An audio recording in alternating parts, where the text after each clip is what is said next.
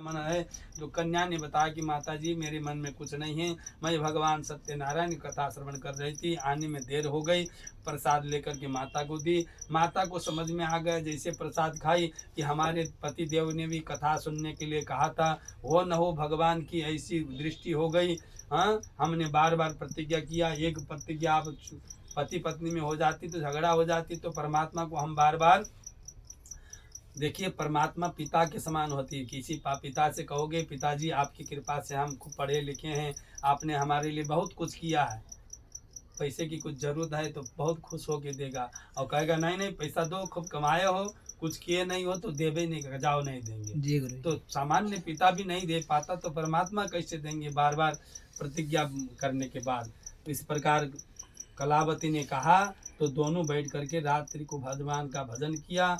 कहा, हे भगवान हम कथा श्रवण करेंगे, हमारे पतिदेव जहाँ हो जल्दी आ जाएं, ऐसे प्रतिज्ञा किया। कथा श्रवण किया। उस कथा के प्रभाव से भगवान ने राजा को स्वप्न में कहा, हे राजन तुम्हारे यहाँ दो कारागार में जो निगड़ बंधनात् आपने कारागार में डाला है, बड़े जेल में डाला है, वो चोर नहीं है, साधु पुरुष हैं, उनको प्रातःकाल छोड़ देना, नहीं छोड़ोगे तो हम तुमको नहीं छोड़ेंगे।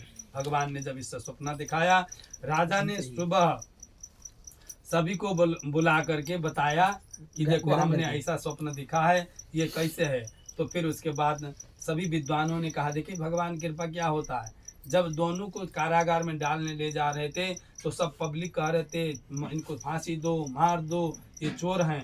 आज सभी विद्वान बैठे कह रहे हैं नहीं, वो चोर नहीं लगते हैं, वो कोई साधु लगते हैं, वो तो किसी कारणवश ऐसा हो गया है। तो इसे कहा करके उनको दोनों को निगड़ बड़े कारागार से बाहर निकाला गया। भगवान की इच्छा होगी तो हम भी इस कारागार से निकल के भगवान के सन्निधि में चले जाएंगे। इसीलिए काम हमको केवल भगवान का नाम स्मरण करना है, बहुत कुछ करने की जरूरत नहीं है। आगे चल करके जब उनको ले आया जाए तो रोने लगे दोनों कि वहाँ से निकलने के बाद फांसी लगाना होता था। रोने लगे, भगवान से राजा के पास आए। राजा ने कहा, देखो मनुष्यों, आपको आपकी दैव वशात ये दुख मिला है। दैव वशात होता है ना, जैसे कभी कभी देखिए जा रहा आदमी, जो चोर हो, अरे जो बदमाश होता है वो तो बच जाता है, सीधा साधा आदमी को दंडा पड़ जाती है, वो भी दैव वशात होता है कभी कभी। इसीलिए कहा जाता है कि खराब जगह नहीं जाना चाहिए, जी गुरु जी। संकेत करता है। तो इसके लिए और उसके बाद कि आपको दैव वशात ये कष्ट मिला है, अब आप जा सकते हैं। राजा ने 2 गुना धन दिया और उनको भेज दिया। और जैसे कारागार से बाहर आए फिर मदमत्त हो गए। मनुष्य तो मनुष्य, अपना रंग तो छोड़ता नहीं। अभिमान में आ गए, अब तो धन ज़्यादा भी हो गया, राजा के वहाँ से 2 गुना भी प्राप्त होगा, ऐसा नाव में रखे आगे बढ़े। भगवान सत्यनारायण ने सोचा कि अब तो सुधरे होंगे, इतना कष्ट देने के बाद तो कुछ सुधरा ही होगा, लेकिन मनुष्य सुधर नहीं सकता।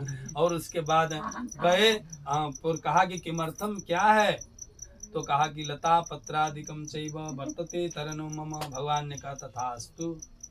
देखिए, हम आप भी मंदिर में जाते हैं, भगवान को प्रणाम करते हैं, सब कुछ करते हैं, निकलते समय दान पेटी दिखती है, दान पेटी देखते ही हम अपने को कल्पना कर लेते हैं जो पैसा तो है ही नहीं हमारे पास, रहता है फुटकर नहीं रहती, छुट्टा नहीं रहता, एक आध के सिक्के नहीं रहते, तो हम मन में ये कर लेते पैसा नहीं है, भगवान देना तो अवश्य चढ़ाऊंगा। भगवान तथास्तु कर देते हैं, जैसे आए थे वैसे जाओ। तो बनिया ने कहा कि लता पत्रा दी है, तो भगवान ने तथास्तु कर दी। कपड़े लत्ते हो गए, जब कपड़े लत्ते हो गए तो नाव उतरने लगी।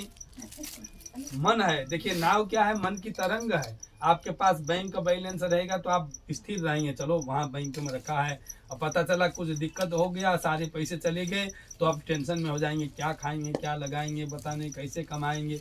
इसी को कहते हैं नाव। नाव ऊपर आया, बनिया ने खोल के देखा तो उसमें कपड़ा लगता था, और देख करके भूमि पर गिर पड़ा, मूर्छित हो गया। दामाद ने जल डाल करके जगाया, कहा कि आपने भगवान को बार बार किया है, भ्रष्ट प्रतिज्ञा करने के कारण आपका ये दशा हुई है। वो सत्यनारायण भगवान जा रहे हैं, उनसे जाकर प्रार्थना करिए। और बनिया गया और प्रार्थना किया, हे भगवान आप मन वाणी से अंत परे हैं, आप त्रिगुणातीत हैं, आपको जानने के लिए बड़े बड़े ऋषि तपस्या करके वो करके जान नहीं पाए। हम कलिकाल के मनुष्य बनिया आपसे बहुत कुछ चाहते हैं, लेकिन आपको कुछ भी देना नहीं चाहते हैं, यहाँ की समय भी नहीं देना चाहते, 10 मिनट बैठ करके जब भी नहीं करना चाहते हैं। तो हम आपको कैसे जान पाएंगे, हमें क्षमा कर दीजिए। हम आपको भी यही करना है। हे भगवान, आपने जो दिया है हमारी पात्र अनुसार इतना सही दिया है, हमको हमारे ऊपर कृपा बनाए रखना। हम और नहीं मांगते, कृपा हो तो दे देना, नहीं हो तो कोई बात नहीं। इतना खुशी मन से आप रोज अर्चन पूजन करेंगे, भगवान का स्मरण करेंगे। श्री कृष्ण गोविंद हरे मुरारे, हे नाथ नारायण वासुदेव, भजन कीर्तन करी रहिए। भोजन बनाइए, भगवान का नाम स्मरण करिए। चलते फिरते भी भगवान का नाम स्मरण करिए। शरीर में पुण्य बनी रहेगी। जब पुण्य बनी रहेगी तो रोग व्याधि दूर रहेंगे। पाप बनता रहेगा तो रोग व्याधि बढ़े रहेंगे, बढ़ते रहेंगे। राम राम भी मुख से नहीं निकल आएगा। अरे मैया हो मैया, दादा हो दादा हो, यही मन आएगा। इसीलिए भगवान का स्मरण करते रहना चाहिए। आगे चल करके भगवान से बनिया ने प्रार्थना की, भगवान प्रसन्न हो गए। तो क्या चाहते हो? देखिए, भगवान बनिया ने कहा मेरा धन जो था वो दे दिए। देखिए, ऐसा होता है। कहने का मतलब एक सीख यह होती है कि आपने कभी किसी को दिया नहीं है तो मांग भी नहीं सकते हो। बहुत कंजूसी की, जीवन भर में मांग नहीं पाते हो। बनिया ने कभी दान वान नहीं किया था, तो आज भगवान पूछ रहे हैं क्या चाहिए, तो कह रहा हमारा पेटी में जो बक्सा में धन थे वही दे दिए। अब भगवान के पास गया तो 2-4 गांव मांगता, हमको राजा बना दिए बोलता, हमको मंत्री बना दीजिए बोलता, लेकिन नहीं आता है। जब आपका हाथ से पैसा नहीं, कुछ दान पुण्य नहीं होती, तो समय में मांगने का भी नहीं मिलता। इसलिए कुछ न कुछ करते रहना चाहिए। ये शिक्षा भी कथा में मिलता है। तो उसने कहा कि मेरे बक्से में जो है वो दे दीजिए। भगवान ने तथास्तु कर दी। उस धन का फिर आगमन हुआ, तुरंत घर आए। इधर लीलावती कलावती बैठ कर कथा सुन रही थी, और जल्दी जल्दी कर वहाँ से दूध आया, बताया कि सेठ जी और उनके दामाद आ रहे हैं, खूब धन लेकर के आ रहे हैं। इधर कलावती को लीलावती ने कहा कि तुम कथा जल्दी करके आओ, मैं उनकी सहयोग के लिए जा रहे हूँ, सेवा मतलब वहाँ स्वागत के लिए चली गई। और इधर कलावती भी, भगवान जैसे हम सुबह सुबह कहीं जाना होता है ना, तो बड़ी जल्दी धूप बत्ती जय हनुमान के अनुसार कर लेते हैं। भगवान का नाम है, प्रेम से लेना चाहिए। वो काम भले लेट हो जाए, कोई दिक्कत नहीं। भगवान का नाम आप सही से उच्चारण करेंगे। तो कलावती ने भी जल्दी जल्दी कथा सुनी और प्रसाद ग्रहण छोड़े बिना, ग्रहण किए बिना चली गई। और भगवान ने माया के द्वारा ऐसा कर दिया, उनके पति को नाव से डुबा दिया। बड़े हाहाकार हुई, रोने लगी। और अंततो गत्वा कलावती सोची अब मैं जी कर करूँगी क्या। ऐसे सोच ही रही थी कि आकाशवाणी हुई, आपने प्रसाद ग्रहण नहीं किया इसलिए ऐसा हुआ, आप तुरंत जाओ प्रसाद ग्रहण करो। वो तुरंत गई।